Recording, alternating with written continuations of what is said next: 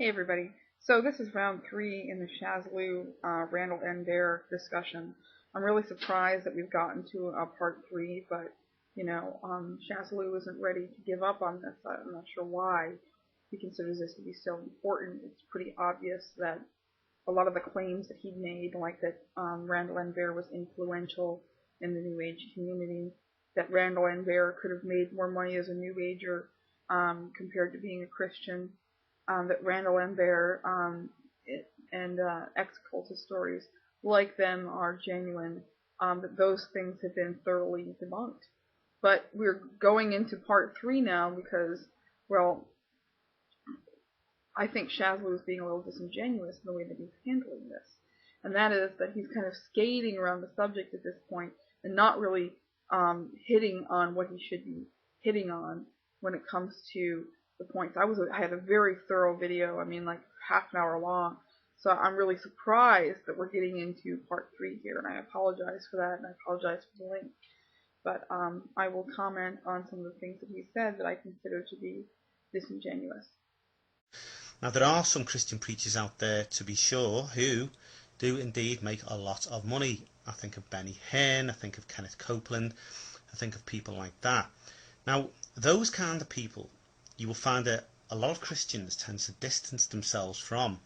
Now, the reason that we got on this discussion about how much money is to be made in Christianity is because Shaz alluded to the idea that there was more money to be made in the New Age movement than there was in Christianity. He had suggested that if Ranall N Baer was in it to make money, that he would have stayed a New Ager and not become a Christian.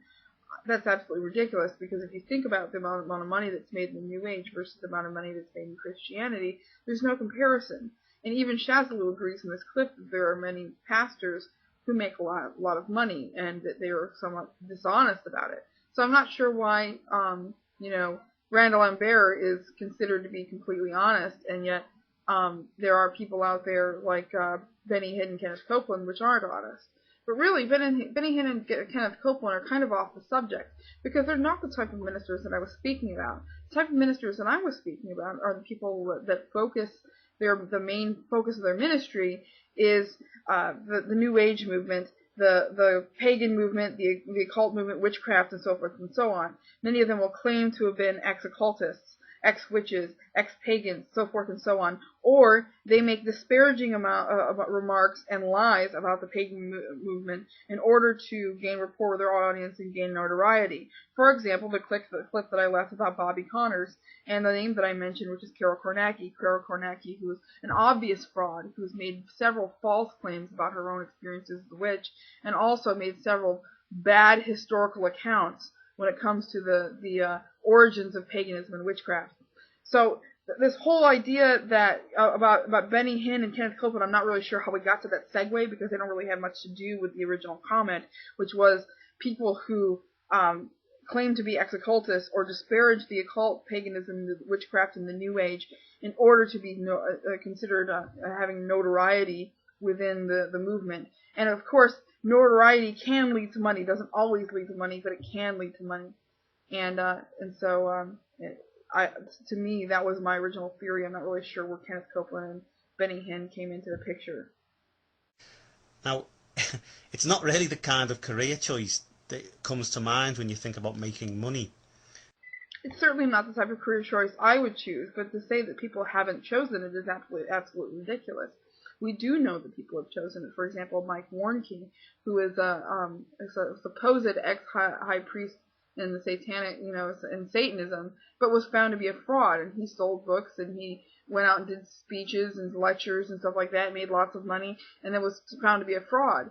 And so, to say that people don't make money off of it is absolutely ridiculous. And like I said previously, notoriety can, but doesn't always lead to money. But the fact that people sell books on their subjects, means they want to make some money off of it. I mean, you made a book, didn't you, Shaz? And Ranall N Baer obviously wrote a book about it, and Carol Kornacki's got books, and so forth and so on. All these people make books. They charge money for their lectures. That's their main bread and butter. Now, I'm not sure if your ministry is your main bread and butter. You'd suggested in this video that it was not your main bread and butter, and I'm not going to assume things about you. You might have a regular job. I don't know what you do.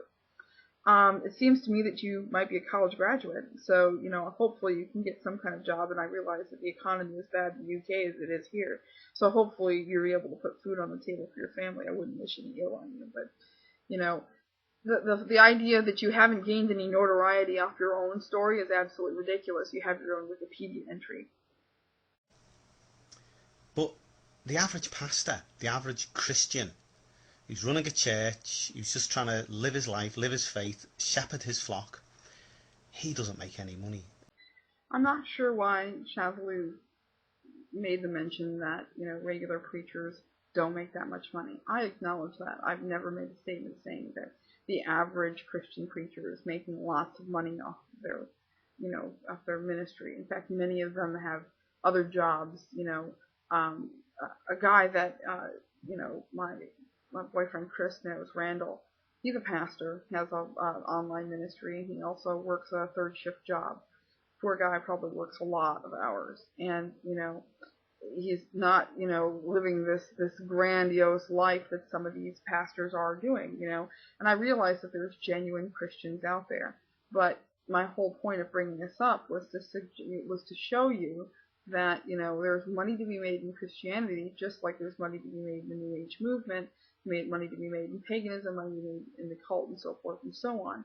But on both sides of the coin, Christianity and the pagan, New Age, occult, witchcraft movements, there are people who don't make much money off of it, if at all. My father is a deacon in his church, and I don't think he makes a dime off that. Off any kind of ministry that he does. He is a devout Christian. He loves his faith. He loves his church. And, I don't think he makes a dime off of it.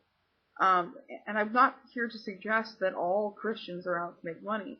I'm here to suggest that there is a trend of trying to kind of catch on to this occult, New Age, pagan, witchcraft kind of trend that is coming in the media, that there is a trend coming as well to counter that. And for those people who are Christian, and they might be genuine Christians, want to become, want to have notoriety within the Christian, movement, and they want to be recognized. And because of that, they claim to be ex-occultists. They claim to, be ex-pagans, so forth and so on. They embellish their stories. And they might not know much at all, if anything, about paganism and the New Age, or they might not have been very influential, but they embellish their stories in order to be, considered notable. And I'm not suggesting that all those people are like that. There may be some actual genuine ex-occultists out there. I know of a few, but for the most part, the ones that publicize their stories, like Ranall N Baer did, like Carol Kornacki does, and so forth and so on. If you look closely at their stories, there's not much to be corroborated there. And so that was my original point. It has nothing to do with suggesting that all Christian preachers make tons of money off their religion. I know some Christian preachers who are dirt poor. I know many, although, who I think are driving way too nice of cars, considering they're supposed to be humble men of the flock. I used to sell cars, and I saw when the 300Cs came out, which is a American car made by Chrysler. It's just quite flashy. There was quite a few pastors that came in to get those cars, and I thought, wow, you can make that kind of money just off preaching? Yeah, it left a bad taste in my mouth. And there are a lot of, and I'm not sure if this happens in the UK like it happens here, but there are a lot of ministries here that require you to tithe if you want to be a part of that church. And I'll give you an example. Cornerstone Church in Freeport, Illinois. My hometown is a church that's on the outskirts of town. It's a rather large church. They have a Starbucks inside the church. I shit you not. It's the only Starbucks in the city of Freeport. And it's in that church. There's a bookstore there. They have a big movie screen and everything like that. And they require a 10% tithing each week from every person that goes to that church. This is how ridiculous they come to that tithing. I have a friend. She's a pagan friend. And this friend has a child. And when that child was younger, and she was a single mother, she allowed her mom, who went to this church, to take her son to this church with her when she went on Wednesday nights. And so because I think she was working at the time, and then she would pick her son up from that church instead of picking her up from the home, because that's where they were. They were at church. And the church recognized that this was, her son. And they called her at home and said, your son belongs to our church. He goes to our church. We would like you to start tithing 10% because your son is a member of our church. I thought that her retort was quite funny. She said, well, I don't go to your church. My son does. He makes 50 cents a week allowance. Next time I come to pick him up, I'll give you a nickel.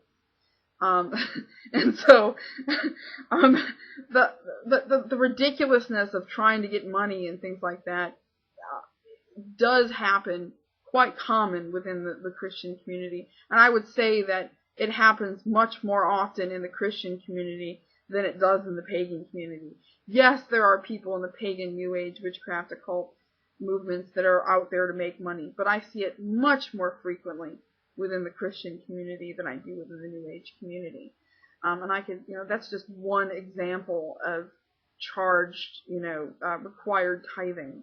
At most of the pagan festivals I've gone to, the New Age fairs and things like that, things are done by a love donation basis, or they're very inexpensive and done to help the community more than to make money. There are some people out there that that's all they do is just make money off of paganism and so forth and so on, but they are very few and far between.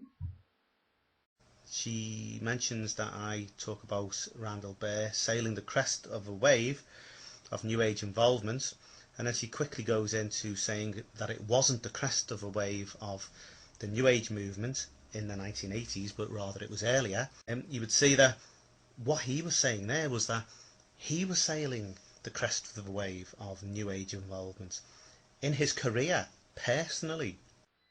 Well, Shaz, I can say that it's not your accent that I have a problem with. In fact, I talked to many people here from the UK. I've been to the UK before.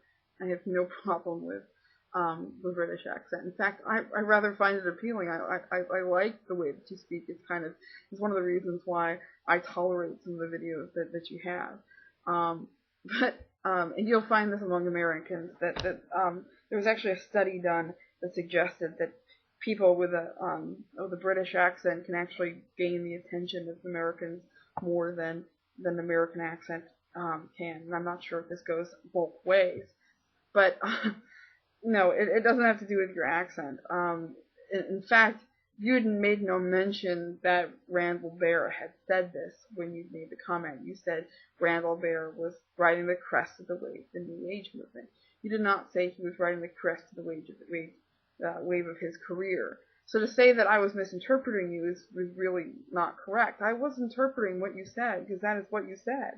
But, like I said, I could say the same thing about you, you keep making all these allusions to the idea that I was making commentary on this book, but I wasn't. In fact, you said, why do you feel that you can, comment on a book that you didn't read? And I said, well, I never claimed that I was commenting on the book. I never made that comment whatsoever, so I'm not really sure why you keep insisting that I need to read this book when I'm not commenting on the book. The book is there, but the story is there regardless if the book exists or not. So I do not need to read the book in order to understand the story. Regardless, if you take a snippet out of the book, a book that I have not read, does not mean that I'm misinterpreting you. It means that, you didn't make it clear that that was a quote from the book, and you didn't. He was doing very well. It was quite lucrative. He had 2 books that he'd already written, and he had a 3rd one in the pipeline. I actually know of another author that has written 2 books and has a 3rd in the pipeline, and that is Prince Lord Chris. His third book is due to be out next year. Now, has he made a lot of money off his books? No, it's not really in it for the money. But, just because someone has written 2 books does not mean that they were successful or influential. Fair question. Why haven't we heard of him today? You say that you've got a lot of books there from Ranall Baer's time in the mid-80s when he was a New Ager, when he wrote these 2 books on crystals, and you've got books by pagan authors who were around then and are still going. Now, a lot of people have to build up a following. It just doesn't happen overnight. And this. Okay. Do you just concede the fact that he wasn't as influential as maybe he had alluded to? Because it's certainly what it seemed like. Yes, it takes time to build those things up, and you can't just become influential overnight, which is why Ranall N Baer was not influential. He may have claimed that he was influential, but I can find no evidence to suggest that he was influential. So I guess I can consider that point conceded. That point, by the way, was the meat of our argument in the first 2 videos. He had praiseworthy reviews from leading New Age journal, and there are still people who are in the New Age movement that remember him to this day.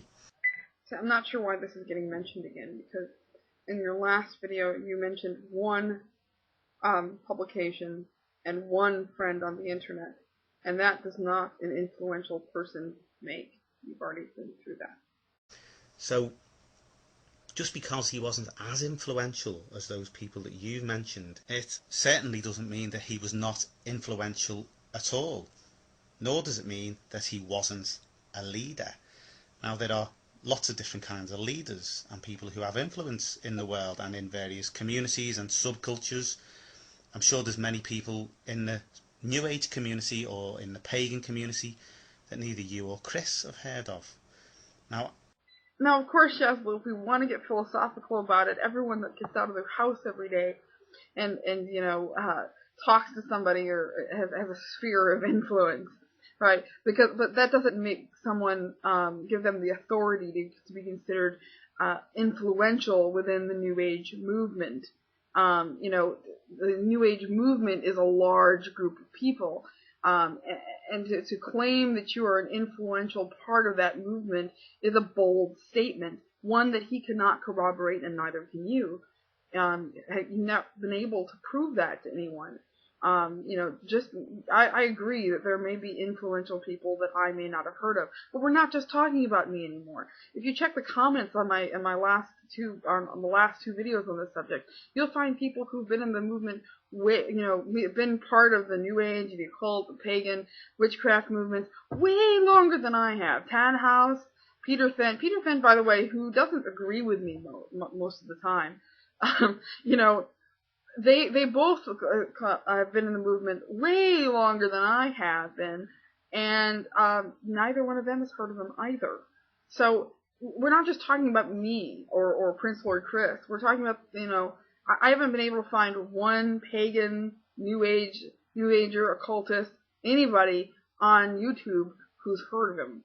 And that's a pretty large pie of the pagan community. Granted, it's not everybody, but I can go and post it on my blogs and on Pagan Space and everything like that and see if anybody's heard of him, and I bet you won't find many that have.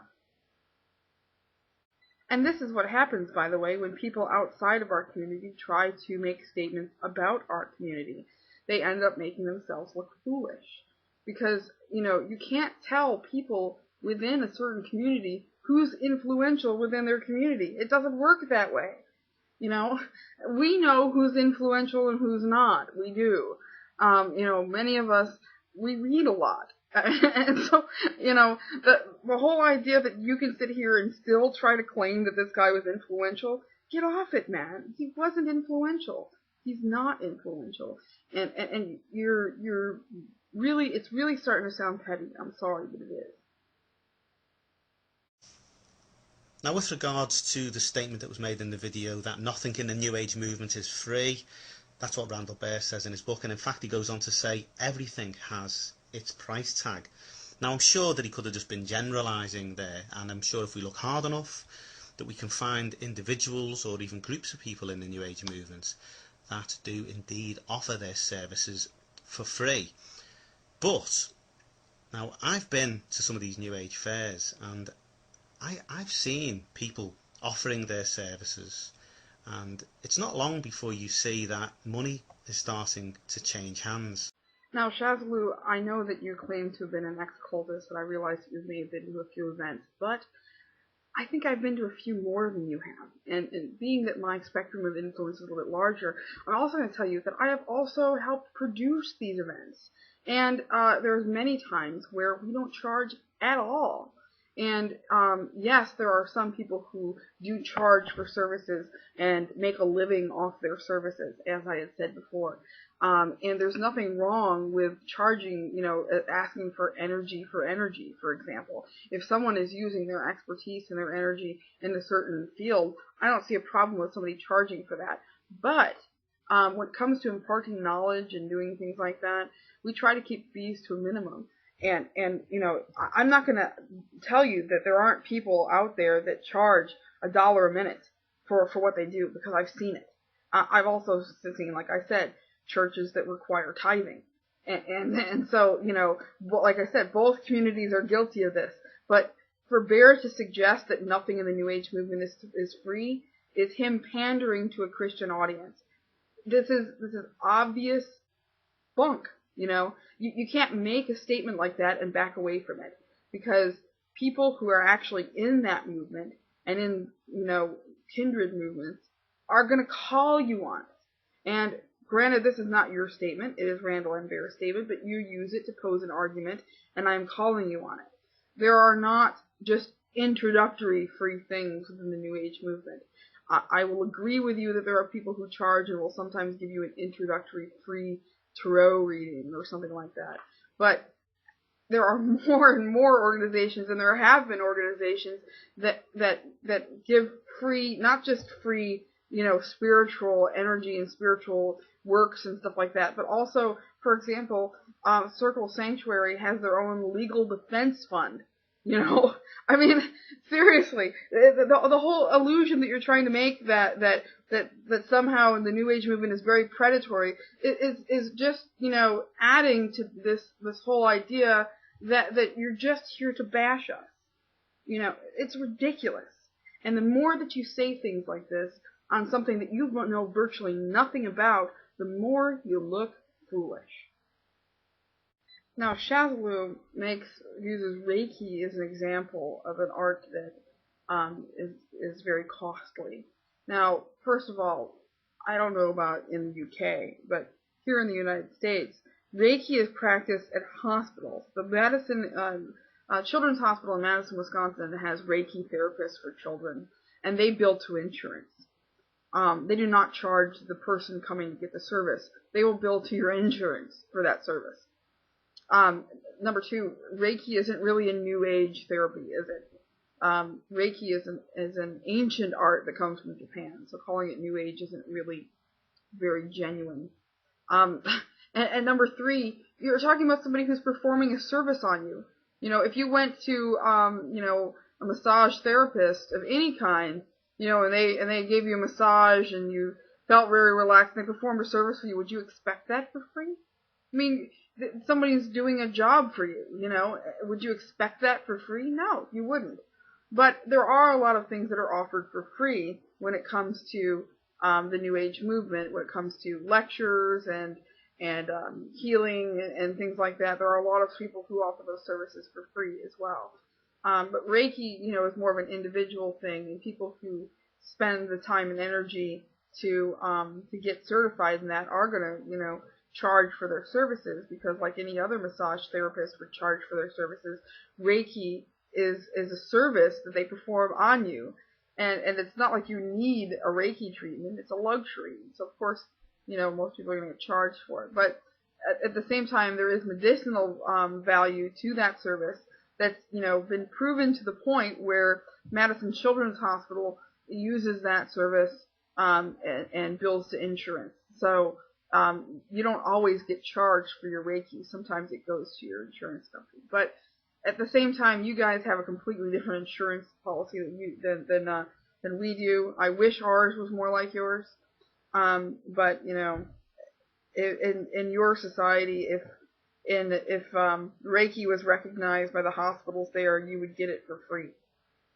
Anyone who has been in the New Age movement, or been into a New Age shop, or been to a New Age fair, if they're honest, will have to admit that, yeah, eventually money is starting to change hands, and it can be quite a lot. So hold on here. Let's compare apples to apples, because you're talking about New Age fairs and New Age shops. See, this is the type of language that you use that's so deceptive, because you expect places that are set up to charge money to offer things for free. Well, that doesn't mean that nothing in the New Age movement is free, but you're looking in the wrong places. If I went to a Christian fair or a Christian shop, you would also find people charging for their services, charging for their art, charging for their books, charging for, prayer healing and stuff like that. Peter Popoff, who charges for his healing water, it's ridiculous to try to compare a New Age shop or a New Age fair to, free things that are offered in the Christian community. It's ridiculous. If you went to a non-profit organization that considered themselves to be New Age, or that, you obviously would probably group into the thing New Age, like I said, Circle Sanctuary and stuff like that, you would find free healing services, free prayer services, free education, even free legal defense. So to say that someone's being dishonest if they don't agree that most things in the New Age movement cost money is absolutely ridiculous, because most things do not cost money. But you're obviously looking in the wrong places. I might mention as well that it's just as you had said that you'd like to distance yourself from people like Benny Hinn and Peter Popoff, we people who are in the New Age and the pagan, the occult, the witchcraft communities, who find people who are charging exuberant prices for their work, we distance ourselves from those people as well. Now, another thing as well, I've got a website here that I went to before. It's called the Energy Grid. A rough guide to New Age teachers. Now, this is from New Agers themselves, and they're talking about some dangers within their own community. And this is one of the things that they say, point 5. There is lots of money to be made by peddling spiritual beliefs and practices. And thank you for corroborating my point, that we who are ethical in the New Age, pagan, and occult communities will call out people who are just there to make money. And I'm not saying that there aren't people out there that are trying to make money, and there is a lot of money to be made, just as there's a lot of money to be made in the Christian community as well, if you can pose yourself up as an ex-occultist and go around and with speaking arrangements selling books. Just ask Carol Kornacki. Setting yourself up as a guru, starting a new sect, or even just writing a few books can be extremely lucrative, and this attracts a diversity of characters presenting themselves as spiritual teachers. Well, geez, Shaslu, this was my point all along, that there's lots of people who are in it to try to make money in the New Age community, and that's what they're there for, to make money. So who's to say that Ranall N Baer wasn't one of those people, and he wasn't able to make any money in the New Age movement and saw that there was a more lucrative venture for him available in Christianity?